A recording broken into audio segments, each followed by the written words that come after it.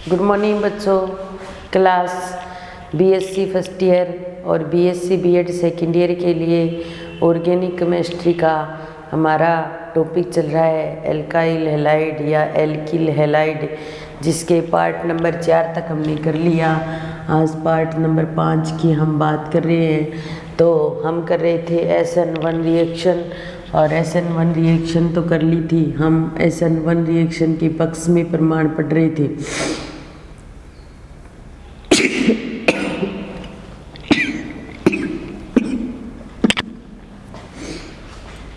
अभिक्रिया के पक्ष में प्रमाण।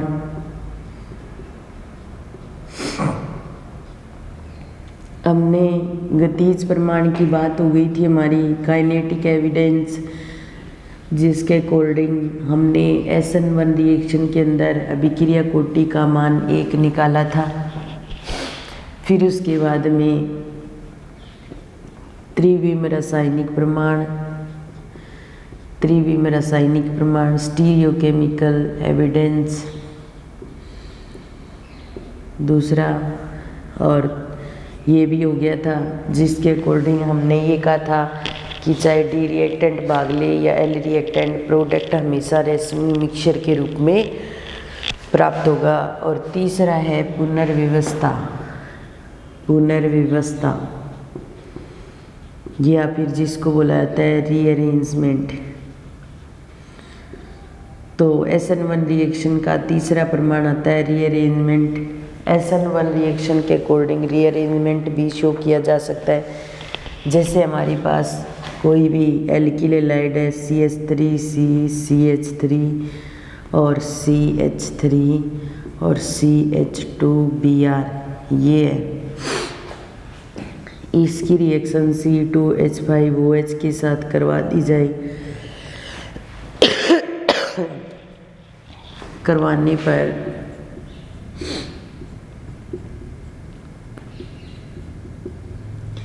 ये ग्रुप यहाँ जुड़ जाएगा।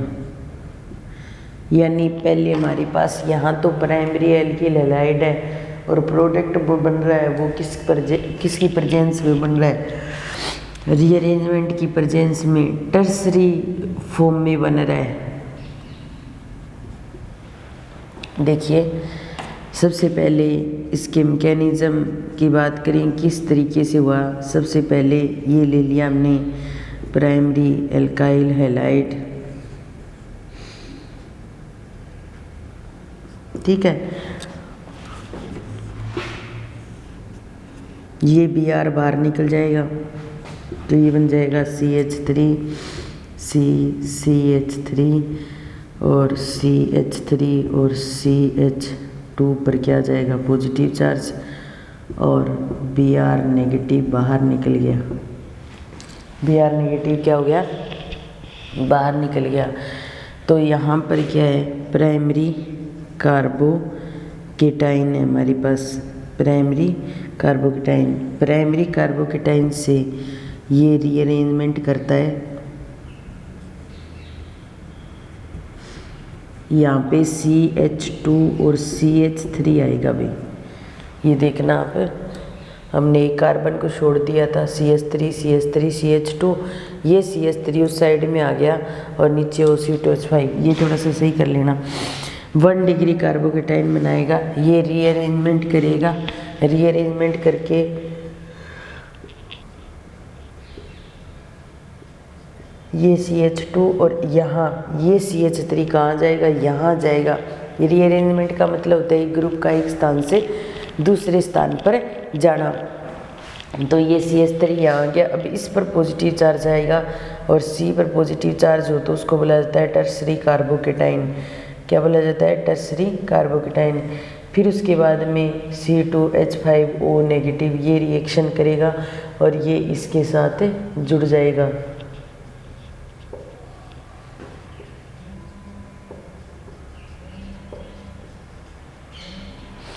तो इस तरीके से प्राइमरी एल्किल हैलाइड से क्या बन गया, tertiary alkyl halide. Primary alkyl halide से टर्सरी प्रोडक्ट प्राप्त हो गया हमें। प्राइमरी कार्बोकेटाइन से टर्सरी कार्बोकेटाइन बन गया रीअरेंजमेंट करके। तो इस प्रकार जो SN1 रिएक्शन है उसके अंदर रीअरेंजमेंट को शो किया जा सकता है। तो यहाँ पर देखिए ये CH3 यहाँ था, ये ग्रुप यहाँ से यहाँ व्यवस्थित हो जाता है, तब हमें ये प्राप्त होता है। और इसके साथ नीचे वाले कार्बन के साथ OC2H5 जुड़ जाता है, फिर Br नेगेटिव बाहर निकल जाएगा, कार्बन पर पॉजिटिव चार्ज आएगा तो 1 डिग्री कार्बोकेटाइन बनेगा। ये रीअरेंजमेंट शो करके इस ग्रुप को CH3 ग्रुप को यहाँ भेज दिया जाएगा, जिससे C पर पॉजिटिव चार्ज आएगा टर्सरी कार्बोकेटाइन, और इसके साथ ये रिएक्शन करके इसके साथ जुड़ जाएगा। तो इस तरीके से हम क्या कर सकते हैं, पुनर्व्यवस्था के द्वारा प्राइमरी एल्किल हैलाइड से टर्सरी फॉर्म का कोई प्रोडक्ट बना सकते हैं। तो ये स्पेशल एविडेंस थे SN1 रिएक्शन के, ये समाप्त हो गए। अब हम SN2 रिएक्शन की तरफ चलते हैं।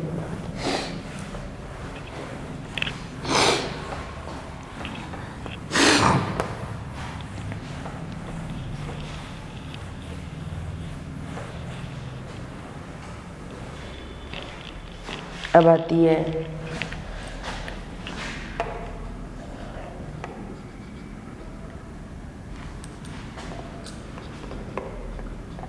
SN2 विक्रिया, या इसको बोला जाता है द्विअणुक नाभिक स्नेही प्रतिस्थापन विक्रिया।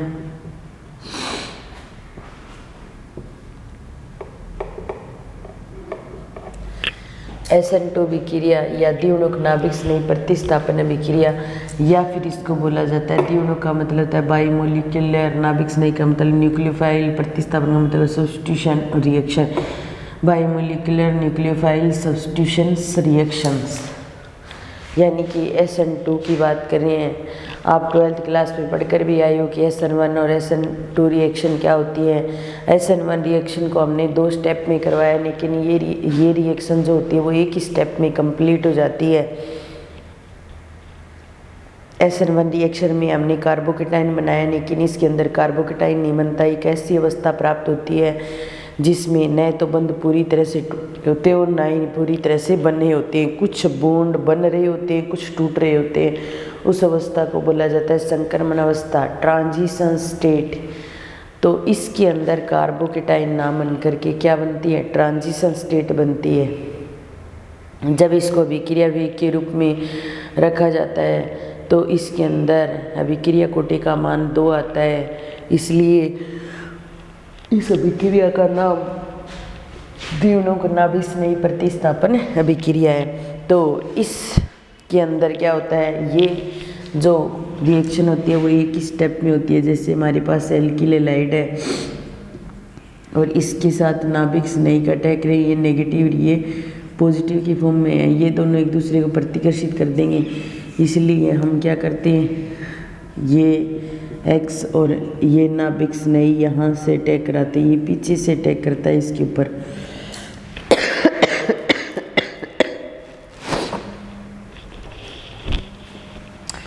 अब देखिए मंद पद में रिएक्शन होती है इसकी।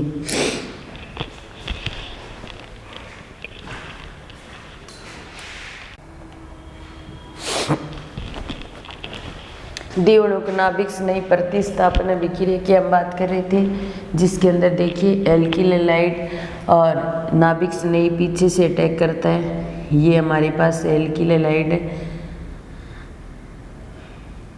अब देखिए यहाँ पर एक ऐसी अवस्था प्राप्त होती है जिसमें नाभिक स्नेही तो जुड़ने की कोशिश करता है और हैलोजन होता है वो बाहर निकलने की कोशिश करता है, और इस प्रकार की जो अवस्था है उसको ट्रांजिशन स्टेट या संक्रमण अवस्था कहा जाता है। क्या कहा जाता है, संक्रमण अवस्था। और फिर उसके बाद में फर्स्ट स्टेप में रिएक्शन होती है, और रिएक्शन होने के दौरान ये नाभिक स्नेही इस कार्बन के साथ इस तरीके से जुड़ जाता है। मान लो यहाँ पर डी क्रिया कारक भाग ले रहा है, तो यहाँ पर क्या बनता है, इसका उल्टा बन रहा है, तो यहाँ पर क्या बनेगा, एल उत्पाद बनेगा। डी क्रिया का कारक भाग ले रहा है तो तो यहाँ एल उत्पाद बनेगा। तो कहने का मतलब है डी क्रिया कारक अगर भाग लेता है तो एल उत्पाद बनता है, या एल क्रिया कारक भाग लेता है तो डी उत्पाद बनता है। तो इस चीज़ को बोला जाता है बाल्डन प्रतिपन। बाल्डन प्रतिपन या इन्वर्जन ऑफ कॉन्फ़िगरेशन। कॉन्फ़िगरेशन का क्या हो गया, इन्वर्जन हो गया, कॉन्फ़िगरेशन चेंज हो गई है। और इस चीज़ को किसने बताया था, बाल्डन नामक साइंटिस्ट था, उन्होंने बताया था और उन्हीं के नाम पर ये रख दिया, इसका नाम बाल्डन प्रतिपन रख दिया। इसी के नाम पर इसका नाम रखा गया बाल्डन प्रतिपन। अब देखिए अभिक्रिया वेग के रूप में अगर इसको रखा जाए, अभिक्रिया वेग समानुपाती होती है कंसंट्रेशन, रिएक्टेंट की कंसंट्रेशन के, और रिएक्टेंट हमारे पास ये 2 है। तो अभिक्रिया वेग बराबर के, और यहाँ पर एक तो नाभिक स्नेही हो गया और एक क्या हो गया, एल्किल हैलाइड। यानी कि अभिक्रिया कोटि कितनी आती है, अभिक्रिया कोटि कितनी आ रही है, 2 आ रही है। इसलिए इस अभिक्रिया को बोला जाता है द्विअणुक नाभिक स्नेही प्रतिस्थापन अभिक्रिया। द्विअणुक नाभिक स्नेही प्रतिस्थापन अभिक्रिया।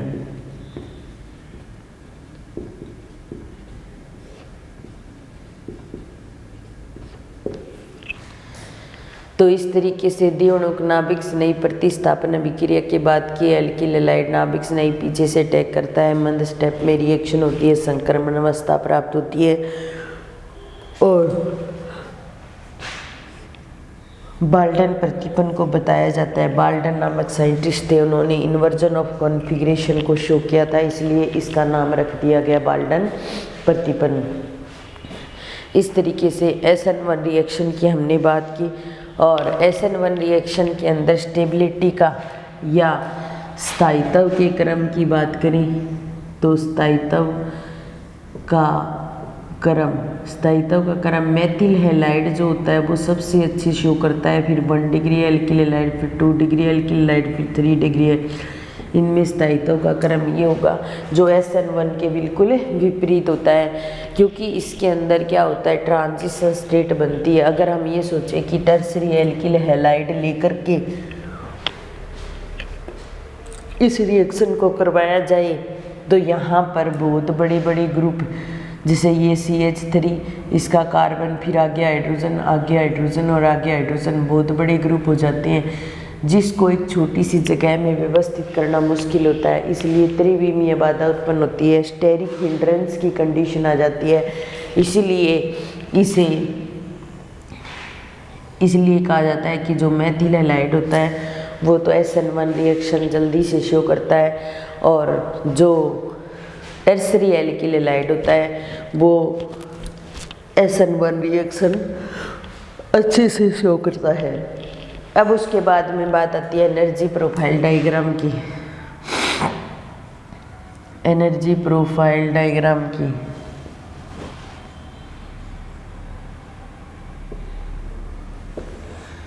एनर्जी प्रोफाइल डायग्राम के अंदर अपने क्या करते हैं, यहाँ पर तो एनर्जी लेते हैं और यहाँ पर लेते हैं प्रोग्रेस ऑफ रिएक्शन,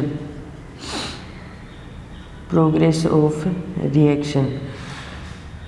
यहाँ पर तो एनर्जी और यहाँ प्रोग्रेस ऑफ रिएक्शन होती है इस तरीके से। यहाँ पर रिएक्टेंट नाभिक स्नेही और ये होता है, यहाँ पे ट्रांजिशन स्टेट, एक ही ट्रांजिशन स्टेट बनती है, एक ही स्टेप में रिएक्शन होती है और लास्ट में NU प्रोडक्ट बन जाता है। यहाँ से यहाँ तक की एनर्जी को एक्टिवेशन एनर्जी कहा जाता है। और यहाँ पर ये कार्बन जो होता है वो इस तरीके से हेलोजन से दूर रहता है और इस तरीके से NU बॉन्ड बनाता है, ये ट्रांजिशन स्टेट बनती है। तो एनर्जी प्रोफाइल डायग्राम के अकॉर्डिंग अपने SN2 रिएक्शन को समझा सकते हैं। तो SN2 रिएक्शन के अंदर एनर्जी प्रोफाइल डायग्राम में इधर एनर्जी लेते हैं, इधर प्रोग्रेस ऑफ रिएक्शन लेते हैं। नाभिक स्नेही एल्किल हैलाइड पर पीछे से अटैक करता है, ट्रांजिशन स्टेट बनती है। कोई रिएक्शन एक स्टेप में होती है, उसमें एक ही ट्रांजिशन स्टेट बनती है, और कोई रिएक्शन 2 स्टेप के अंदर होती है तो उसमें 2 ट्रांजिशन स्टेट बनती है। लेकिन जब 2 ट्रांजिशन स्टेट बनती है तो उनके मध्य एक इंटरमीडिएट बनता ही बनता है। तो इस तरीके से ये SN2 रिएक्शन थी, कंप्लीट हो गई।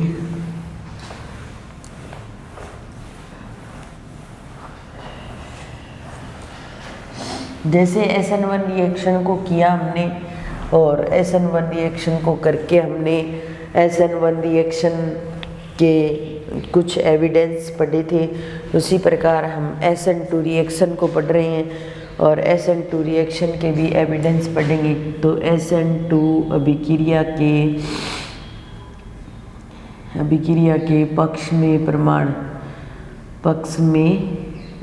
प्रमाण या कह सकते हैं, इसको इंग्लिश में बोला जाता है evidence in favour of SN2 mechanism. Evidence in favour of SN2 mechanism. SN2 क्रियाविधि के पक्ष में प्रमाण कौन कौन से प्रमाण देते हैं, जैसे हम नाम से स्पष्ट है, पीछे भी कर चुके हैं हम। सबसे पहला हमने गतिज प्रमाण पढ़ा। गतिज प्रमाण जिसका नाम है काइनेटिक एविडेंस, यानी कि काइनेटिक, केमिकल काइनेटिक्स को पढ़ के आए आप 12th क्लास में। और केमिकल काइनेटिक्स में आपने क्या निकाला था, अभिक्रिया कोटि निकाली थी, अभिक्रिया कोटि को पढ़ा था। तो यहाँ भी हम अभिक्रिया कोटि की बात कर रहे हैं। SN2 रिएक्शन के अंदर कितनी अभिक्रिया कोटि का मान आता है, तो SN रिएक्शन के अंदर क्या होता है, ये नाभिक स्नेही और ये एल्किल हैलाइड 2 भाग लेते हैं, मंद पद में भाग लेते हैं। ये नाभिक स्नेही धीरे धीरे इस कार्बन के साथ जुड़ता जाता है और ये हैलोजन धीरे धीरे निकलता जाता है और एक ट्रांजिशन स्टेट प्राप्त होती है और फर्स्ट स्टेप के अंदर रिएक्शन होती है। और रिएक्शन होने के दौरान ये नाभिक स्नेही इधर जुड़ जाता है और हैलाइड आयन बाहर निकल जाता है। तो अगर गतिज प्रमाण की बात करें तो अभिक्रिया वेग जो होता है वो अभिकारक की सांद्रता के समानुपाती होता है। तो अभिकारक इसके अंदर एक तो नाभिक स्नेही हो गया और दूसरा हो गया ये। तो अभिक्रिया वेग बराबर के और ये नाभिक स्नेही और ये, तो यहाँ पर अभिक्रिया कोटि कितनी आती है, अभिक्रिया कोटि अभी थोड़ी देर पहले निकाली थी, अभिक्रिया कोटि 2 आती है, इसलिए इसको द्विगुणक नाभिक स्नेही प्रतिस्थापन अभिक्रिया कहा जाता है। तो गतिज प्रमाण यही बताता है कि अभिक्रिया कोटि कितनी आती है उस रिएक्शन के अंदर और ये किस टाइप की रिएक्शन है। तो ये द्विगुणक नाभिक स्नेही प्रतिस्थापन अभिक्रिया है। फिर उसके बाद में दूसरा आता है त्रिविम रासायनिक प्रमाण। त्रिविम रासायनिक प्रमाण या फिर बोला जा सकता है स्टीरियोकेमिकल एविडेंस। क्या बोला जा सकता है, स्टीरियोकेमिकल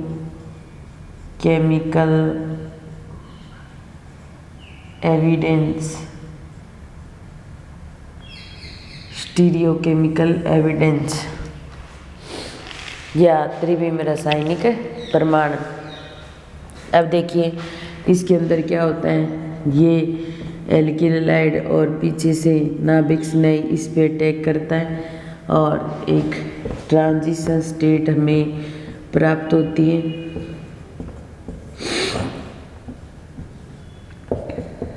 मंद पद में ये रिएक्शन होती है, फिर फर्स्ट स्टेप के अंदर रिएक्शन होती है और ये नाभिक स्नेही इसके साथ जुड़ जाता है और हैलाइड आयन बाहर निकल जाता है।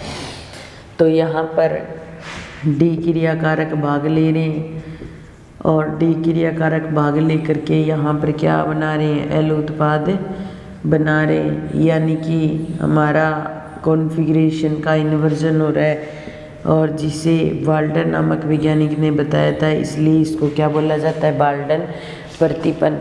तो त्रिविम रासायनिक प्रमाण के अंदर डी क्रियाकारक भाग लेगा तो एल उत्पाद बनेगा, और एल क्रियाकारक भाग लेगा तो डी उत्पाद बनेगा। तो इस तरीके से ये दो एविडेंस थे SN2 रिएक्शन के अकॉर्डिंग, जिसके अंदर गतिज प्रमाण तो ये बताता है कि ये अभिक्रिया जो होती है वो एक द्विगुणक अभिक्रिया कोटि है। यह अभिक्रिया कोटि का मान 2 आता है, इसलिए इसे द्विगुणक नाभिक स्नेही प्रतिस्थापन अभिक्रिया कहा जाता है। और त्रिविम रासायनिक प्रमाण ये बताता है कि अगर डी क्रियाकारक भाग लेते हैं तो एल उत्पाद बनता है और कॉन्फ़िगरेशन का इन्वर्जन हो जाता है, जिसे बाल्टन नामक वैज्ञानिक ने बताया था, इसलिए इसको बोला जाता है बाल्टन प्रतिपन।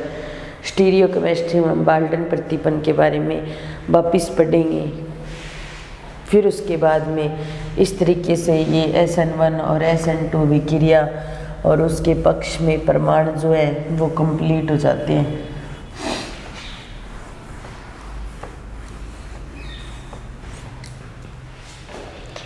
फिर उसके बाद में नेक्स्ट जो रिएक्शन आती है वो आती है, नेक्स्ट जो टॉपिक है वो है हमारा SN1 अभिक्रिया को प्रभावित करने वाले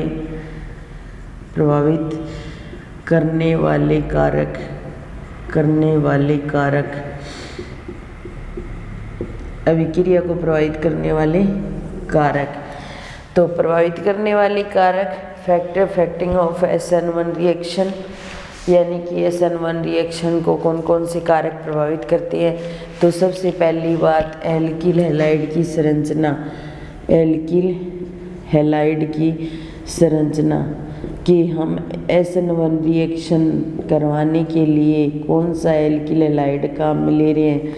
हमारे पास एक CH3X होता है, एक CH3CH2X है, एक हमारे पास CH3CH3X है, और एक हमारे पास CH3CXCH3 और CH3।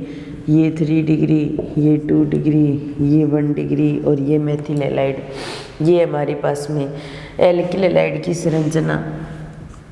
हम यहाँ से लोजन निकालेंगे तो इस पर पॉजिटिव मेथिल कार्बोकेटाइन बनेगा, यहाँ से निकालेंगे तो प्राइमरी कार्बोकेटाइन बनाएगा, यहाँ से निकालेंगे तो सेकेंडरी कार्बोकेटाइन बनेगा, और यहाँ से निकालेंगे तो टर्सरी कार्बोकेटाइन बनेगा। और वैसे ही आप सभी जानते हैं कि कार्बोकेटाइन के अंदर जो टर्सरी कार्बोकेटाइन है उसकी स्टेबिलिटी सबसे अधिक होती है। तो इसका मतलब इनके स्थायित्व का क्रम तो ये होगा SN1 रिएक्शन शो करने का। अगर tertiary alkyl halide SN1 reaction show कर रहा है तो उसकी स्टेबिलिटी अधिक होगी, लेकिन उसकी जगह प्राइमरी या सेकेंडरी शो कर रहा है तो वो रिएक्शन प्रभावित होगी, वहाँ पर स्टेबिलिटी इतनी ज़्यादा नहीं होगी। और अगर मेथिल हैलाइड को ले लिया जाएगा तो और स्टेबिलिटी कम हो जाएगी, इसलिए ये रिएक्शन एल्किल हैलाइड की संरचना से प्रभावित होती है। बाकी नेक्स्ट क्लास में करेंगे। धन्यवाद।